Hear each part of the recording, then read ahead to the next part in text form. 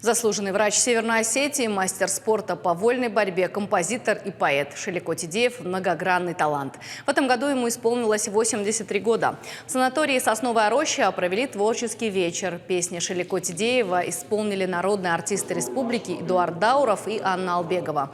Среди них и самое первое издание «Листопад». После композитор рассказал о своем творческом пути. Шелико Тидеев – автор стихотворных сборников «Мысли вслух» и «Мои рифмованные строки», а также десятков музыкальных произведений. Его песни, вошедшие в золотой фонд Остинской эстрады, исполняли Долорес Белоунова, Юрий Бацазов, Алла Хадикова, Светлана Медоева и другие. Я без малого полвека отработал в здравоохранении, ушел на пенсию с готовностью и с огромным желанием посвятить себя уже творчеству. Что я и делаю. И, видимо, мне это помогает в жизни. Есть планы, желание жить и работать.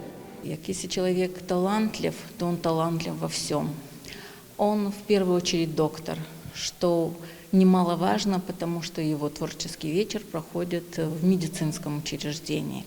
Такие люди, такие факелоносцы, потому что они прививают правильный вкус нашим отдыхающим, наполняют их позитивом, положительной энергией. Они помогают улучшить состояние человека изнутри, за что им огромная отдельная благодарность.